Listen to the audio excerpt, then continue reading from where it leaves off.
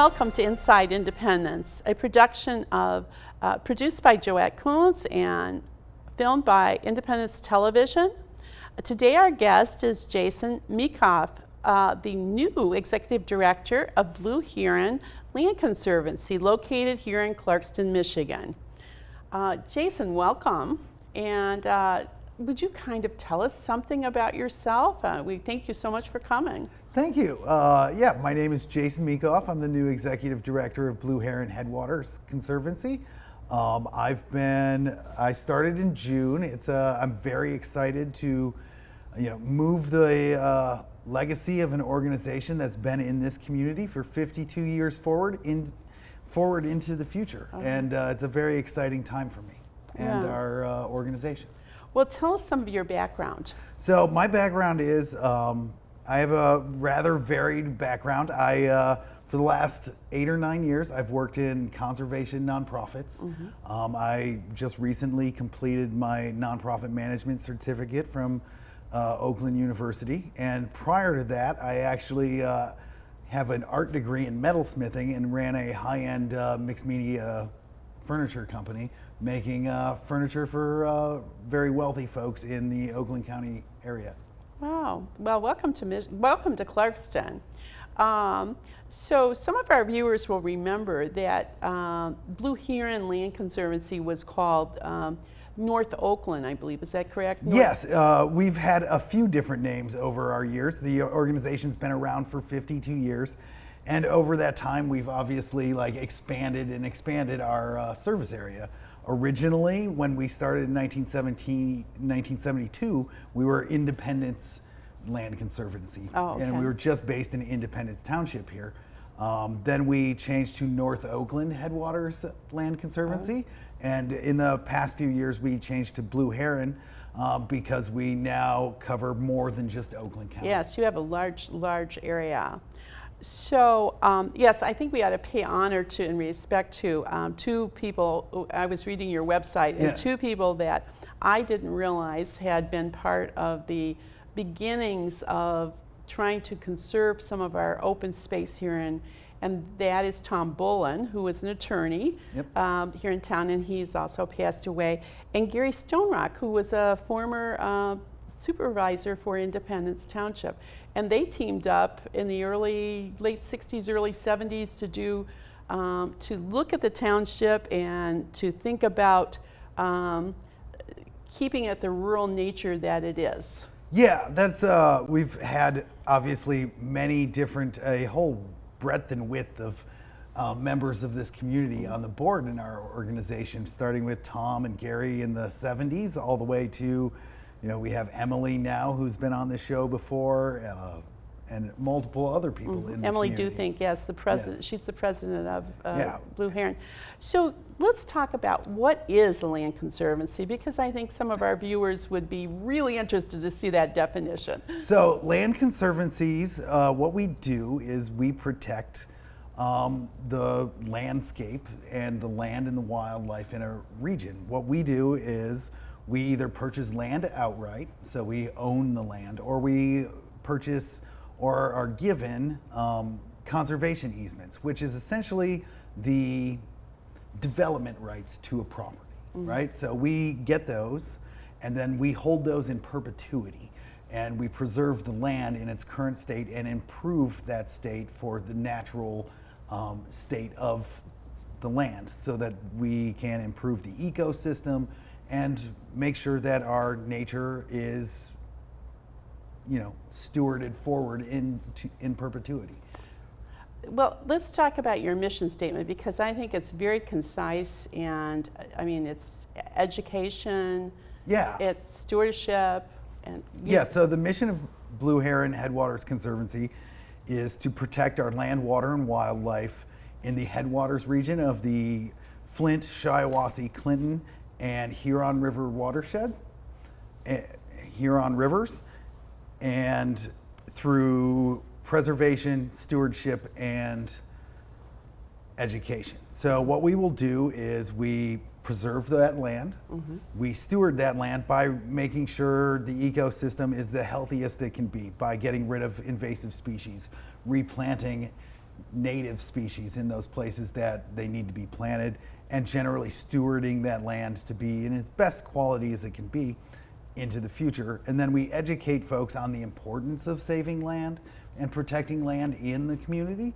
as well as having folks out to our properties to show how to remove invasive species, how to protect your land if you want to make sure the ecosystem on your property is as healthy as it can be. Well, we're going to get to some of those invasive species a little later, but let's talk about the preserves that you have here in Independence Township. Yeah.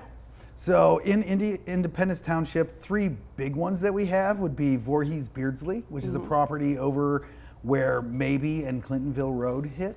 Okay. Where they meet there, south of 75. Right, it's sort right of, on the edge there. 75. Mm-hmm. Yep, and it's like 30 acres. There's public access to it. There's a parking lot right across from the stoplight that you can park there. And there's hiking trails and stuff on there. You can go, and there's benches, so you can go and just, do everything from bird watching to just going for a nice hike and walk in the woods.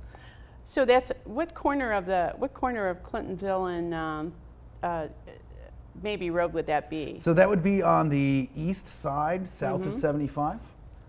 Oh, okay. So it's right where Clintonville just goes. On the south side, Yep. after you go under the overpass. Yep, Okay. so it's on the south side there. It runs along the freeway, the property does. Okay. There's a nice prairie in the back. Yes, the prairie. Yeah, we have a picture of the prairie that, so. It's a very beautiful place to go and watch birds and see wildlife. Another great one we have in Independence Township is the Kimball Preserve. It's one of our oldest preserves. We got it in, I think, 1984 or 3. It's roughly 40 acres. It's on Northview Road, just east of... it's Perry Lake and Northview. Yeah, Perry Lake. It's on Perry Lake and Northville. It is east of Main Street. You can either turn on Perry Lake at the library and go north, or it only goes to the right, or you can turn on Northview, which only goes east. So Yep, and a very amazingly clean section of the Clinton River runs through there. It's one of the cleanest parts of that watershed as far as water quality goes. It's very far up. The river there, many of us think of the Clinton River as a pretty big river. Up there, you can just about jump over it. So, there's a bridge, I know. Yeah, exactly. You have a bridge. And so the Clinton River goes into Park Lake, am I correct? Correct, yep. And then runs through, kind of through town, Park Lake. You will see it on Church Street. Yep. And then it kind of meanders across Walden Road and then into Depot Park. Yep. And then out into Middle Lake. Yep. Or Correct. Deer Lake, whichever. Yep. Which I'm not sure how the flow is there. And then all the way down to Pontiac. Yep. Correct. Yep. And then another one that's outside of this township, but is very close, would be Davis Lake Overlook, which is over on Eaton Road, just north of Davisburg.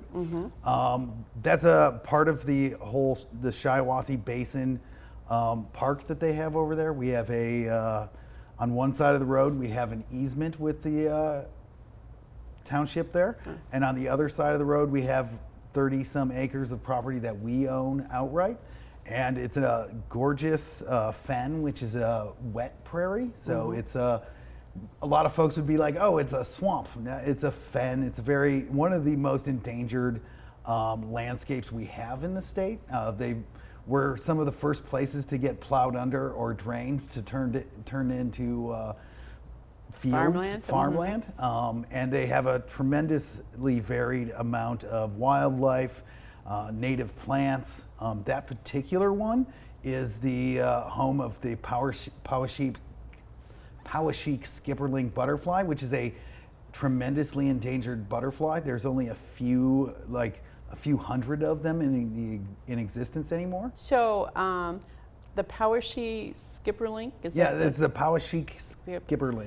So talk about it's a little yellow butterfly. Yeah, it's a super small butterfly. It's yellow. 20 years ago, you would have seen them all the time. There were no problem. The population was huge. Over the last 20 years, due to the loss of places like fens and habitat loss, their population is plummeted by 97%, which is, it's insanely just dropped precipitously. Is Michigan or Davisburg one of the only areas that has them? It is. It's one of the only areas in the country. There's a few pockets here, especially in Oakland County. There's a pocket up in Manitoba that still has some, and most of the rest of the country they've disappeared from. We're a part of a international group. Blue Heron is part of this group that they collect these, and they're captive breeding them at John Ball Zoo in Grand Rapids, and then they just had a release recently on the Davis Lake Overlook area. Oh, wonderful. Okay, so Davis Lake is kind of the Davis family that. Yeah. Okay. So the township, Independence Township, just purchased about 38 acres in the headwaters of the Clinton River. Yep. So you've got the Clinton River, then you have the Shiawassee River in Davisburg. Yep. So talk about the importance of owning this land and maybe not developing either, in either place are people thinking about developing. Yeah, so headwaters and riparian, which are the river corridors, areas are incredibly important to protect. For one, with headwaters, that's where all our water starts, right? Water collects there when it hits the ground from being rained on, and you want as clean a water as you can possibly get, right? Both for drinking and for just general enjoyment of the water. We in Michigan are incredibly connected to water. Everybody wants to go spend time on the lake, go spend time kayaking the nearest river, those sorts of things. And if that water isn't clean and healthy for us, it's a huge problem, both for us and for wildlife and nature. And it's a filter, is it? Exactly. Those places that are in the headwaters and those riparian areas, that's where all the water filters through and removes things like nitrogen and phosphorus from the things we put on our lawn to make sure it's green, or the farmers need to fertilize their crops, all of these sorts of things. And these wetlands and riparian areas and the headwater regions, they filter all of that out so that we can have as clean a water as possible. Okay. Well, I do believe, and I know that the township has been partnering with the Open Space Committee, the Parks and Recreation, and you, the Blue Heron, to kind of make some decisions of what to do. And what I'm hearing mostly is, keep it natural, but make a more of I wouldn't say a rough path, but a natural path to walk through. Yeah, that's incredibly important, because I do believe access is important, right? We need to be able to walk in these places. Like the intrinsic value of being able to walk around in nature to us as humans it's incredible. Like when I go for a walk in the woods, I feel 1,000 times better than before I went for a walk. It's good for your mental health, right? Exactly. So maintaining that is super important. And if you want people to care about nature, they need to be able to enjoy nature, right? And so in all three of those areas, the public is welcome. Exactly, 100%. Leave it as you found it. Yep, exactly. Leave no trace, as the saying goes, but you're more than welcome to go and enjoy the paths and sit down on a bench and just enjoy the nature that's surrounding you. And we know when areas are disrupted, when areas are intact, I guess we will go do this. When areas are intact, the insects, the butterflies, the bugs, the whatever, the animals that inhabit them have a place to eat, sleep, and do whatever animals do. Yeah, exactly.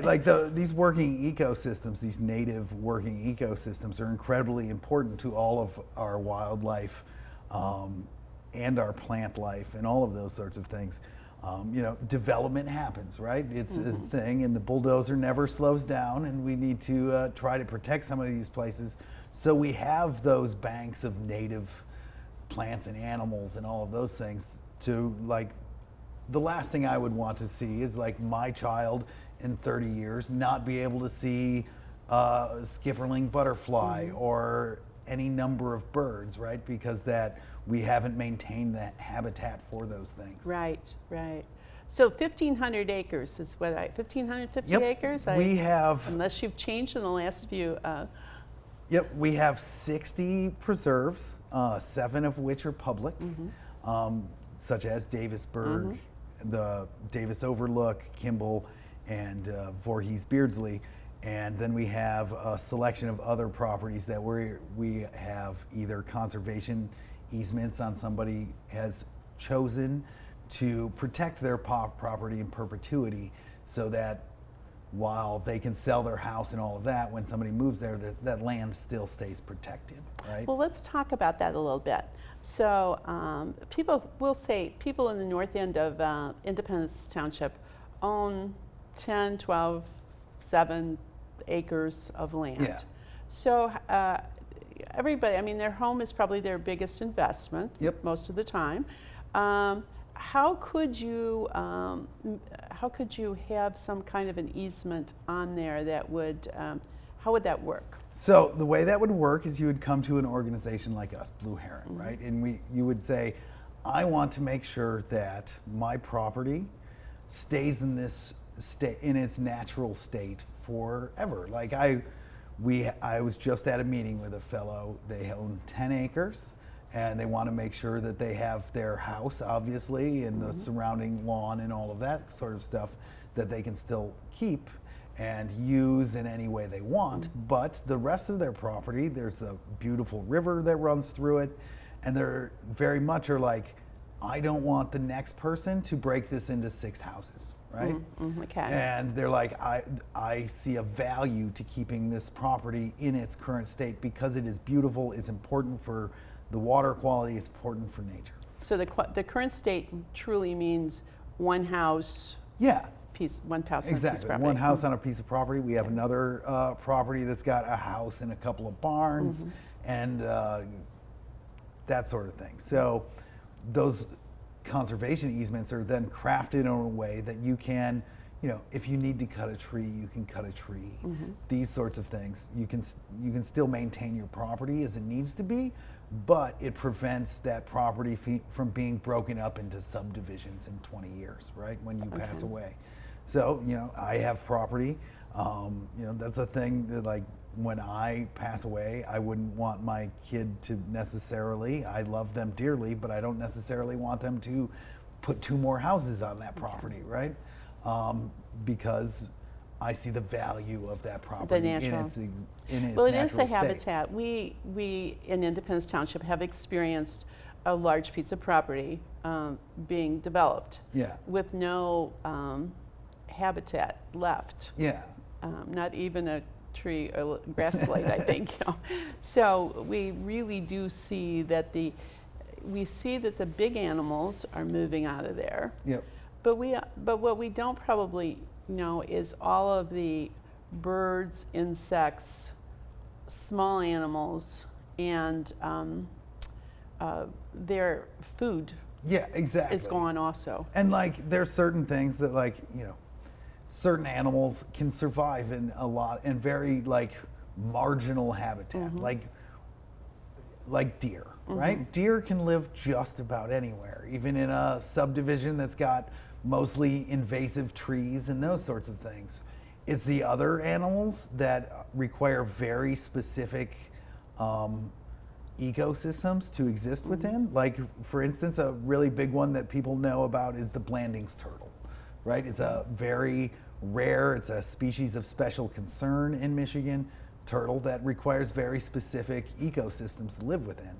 And when you remove those, such as wetlands, exactly. If you plow those under and turn them into a parking lot, well, then that space doesn't exist for that species anymore, and they will disappear. And we don't want to see that. So you have a kind of exciting piece. You do this regularly, I think twice a year. You have a native plant sale. We do. We have a native plant sale. Ours, the fall one is coming up September 14th from 10 to 2. You can go to our website, which is blueheronheadwaters.org, or our Facebook page. All you got to do is go to search Blue Heron Headwaters Conservancy. You can get to there and you can find a whole list. There's like 70 different plants we're selling that day. And you have some experts who are knowledgeable? Yeah, we have lots of volunteers that are coming in who are experts on native plants and can tell you exactly what kind of plant you're looking for. You know, do you want it to bloom in the spring? Do you want it to bloom in the fall? Do you want a summer blooming plant? Do you want one of the various assortment of fruiting native trees, right? Everything from wild plum to other fruiting trees, and even ground covers like ferns and those sorts of things. It's a tremendous way to improve the habitat and ecosystem on your property and have a beautiful garden all at the same time. I'm sure there's plants that you can have a pollinator garden, whether you live in a 50 by 100-foot lot or if you live on 10 acres. Exactly. There's something for everybody that can help with habitat. Yeah, and pollinators are extremely important to basically all plants, right? And we need to maintain those plants that they've evolved to be able to utilize, right? Like dandelions exist, but they're not like good food for a bee. They need native species and those sorts of things. And we have tons and tons of plants that will be available, and there'll be people on site that can help you pick out the exact plants you need. So it's pollinator garden, it's just native plants for the land and the birds. Yep. Well, I know your organization had a table at the Monarch Festival last Saturday. We did. And that was, so are you doing anything special for monarchs? I mean, milkweed is the milkweed is the plant that monarchs are obligate species to. So places like Voorhees Beardsley, where we are restoring a prairie, right? Out in that old farmland that's getting turned back into a prairie that'll have fantastic habitat for monarchs and all of those sorts of things. And you know, monarchs are hurting. We all remember being able to go and collect monarch caterpillars when we were a kid, and we all had our little monarch caterpillar jar and all of those sorts of things. And that's not something that kids necessarily get to do today because there's so many fewer. So the work that we're doing on a lot of our properties to maintain and increase that habitat is helping to buoy those populations. Well, one thing I noticed I happened to have been at the Monarch Festival at the Clarkson Family Farm, and one of the things I noticed is it wasn't only families with small kids. There was a good number of adults kind of on their own that they were there to support the idea of monarch rehabilitation. Monarch conservation is extremely important. They're sort of one of those keystone species that we all recognize, right? Right. So we've been talking about good plants, for native plants for our gardens and things. We do have some plants that have come here by a variety of ways. Yes. Let's talk about bittersweet for a little bit. Yeah. And if you could give our viewers some idea of what they could do if they know they have how to identify bittersweet, and then where they can get information. Yeah, so a lot of these invasive species, because we live in Metro Detroit, a place where there's a lot of ships coming in and all of that kind of thing, we're sort of often inundated with these species of non-native plants that sort of take over native habitats, right? And one of those is bittersweet. So you end up with a situation where it will kill off trees.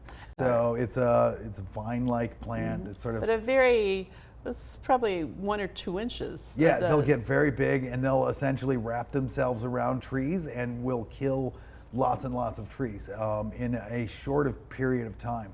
I happen to know people that have had infestations, and it'll kill acres and acres of trees in just a few years. So it's very invasive. very, very invasive. It's not your poison ivy. It's not your grapevines like that that are much less invasive. They can be a bit aggressive, but not quite the same. Bittersweet creates very, very tight circles around trees and will essentially suffocate the tree from allowing anything past the vines, and it'll kill the tree very quickly. But you have information on it on your website? Yeah, so for all of these invasive species, from Phragmites to bittersweet to Japanese knotweed to garlic mustard, all of these different invasive species that are invading our native ecosystems, we have on our website. There's a section you can go to and find out how to control these things on your property to prevent them from taking over. Some of these, not only kill trees, but they'll also break, like a Japanese knotweed will, because of the way it grows, can actually break foundations and all of these sorts of things. So we really need to, control these things in our area. Okay. Well, I know that the Land Conservancy had really worked on Phragmites down by Deer Lake Beach on the. Yep.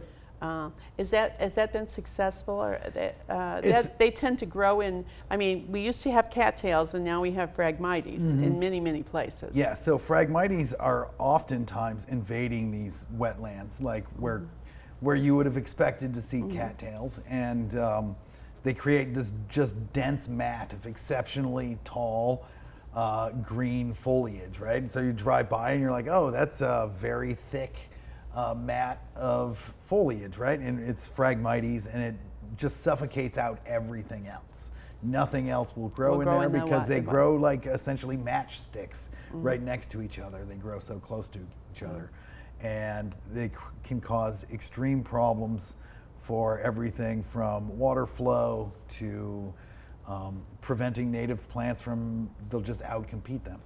So we do a ton of work on all of our properties. We did some work there to remove it, which, now there's some cattails in there and it looks much better than it did. But it's a constant fight now because of the waterways and all of that kind of stuff. And they've been here, and they get spread on the wind and vehicles and birds and all of that kind of stuff. So, but there's information there, and then there's SISMA. Yep, there's information on our website for that, and SISMA, which is an Oakland County organization. If you look up SISMA, which is CISMA, it's an organization you can go to, and they can help private landowners control invasive species. Their website is on your website. Yeah, there's a link on our website there for that as well. Well, your website is very informative. But so let's talk about some good things.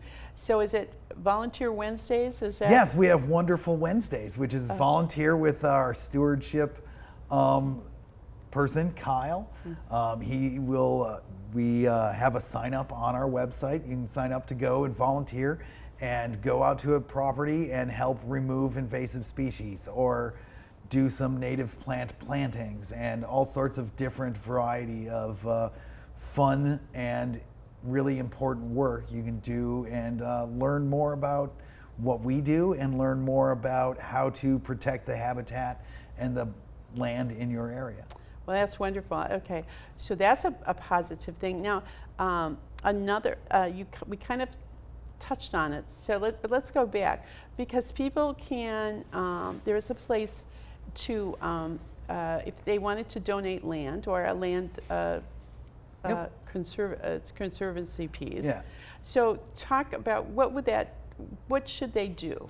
So a good way to do that, the first thing to do is you can either go to our website and fill out the Contact Us form, or you can reach out to me specifically via email, and that's at jason@blueheronheadwaters.org. We'll put that up. Okay, yeah. Sounds good. And then we can talk about exactly what you want with your property moving forward. Do you want it to be preserved, and how can we tailor that to your specific needs? Whether it's a a donation of land or whether it's just Yep. a conservancy Yeah, a easement. a conservation easement. So conservation we can easement. discuss whether or not you would like to donate a piece of land. We always would love land donation, but conservation easements are equally important. Well, I think I saw. Like you have a little pocket park in Holly, right? Yes. I mean, it's not very big. Yeah. It's So we're working with Holly right now on a possible. We have a kayak launch that's in Holly Township, which is that little pocket park there. There's a kayak landing right on the Shiawassee River where it goes there. And there's a parking lot and a restroom and some other stuff there. So you can get in the river and float down and enjoy your time on what is a scenic national waterway. a national waterway. Yeah, Oh, so it's a very, most folks wouldn't think there's one of those right in their backyard, but Shiawassee River right there is a national waterway trail, and very few of those exist around here. That's interesting. So what's the plans for the future for the fall beyond the native plant sale and 2025? So right now we are in the process of planning a fundraising event for October. We'll have more information on that on our website soon. We're also moving towards the year end, obviously, which is a big donation time. We'll be putting out some Giving Tuesday things for that. And then very much it's how can we protect land into the future? We're going to, obviously honor the properties we currently have and figure out ways to expand our coverage and expand our capacity for more property. That's great. Well, let's go back to the native plant sale because that's coming up on the 12th. It's right? the 14th. 14th, I'm sorry, which is a Saturday. Yep. And it's 10 to 2. 10 to 2. And it's at Neiman's parking lot in Clarkston right there. Just right on Dixie Highway. Right on Dixie Highway and White Lake Road. Yeah.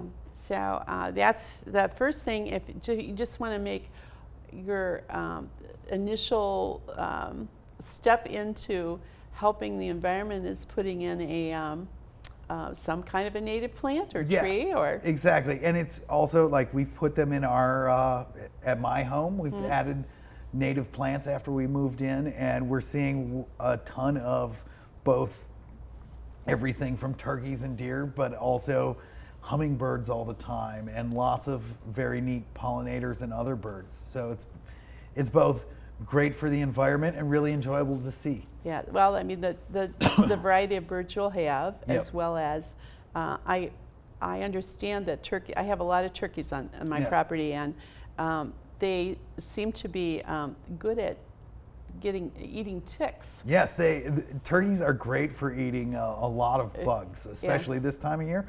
Young turkeys, bugs make up something like 90% of their diet.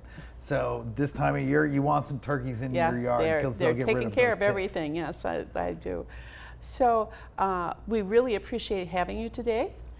Thank you so much for having me on. I enjoyed it greatly. So I would say the website, we have the website on this program, and all the contact information, and we will put your personal email on that. Awesome. I think that's the one piece I didn't get or didn't put on there. And we hope that you will enjoy this and come and visit the Blue Heron Land Conservancy website, meet with them, come to the plant sale in September 14th, and a little bit more about Land Conservancy and making our community a great place to live. Thank you. Thank you.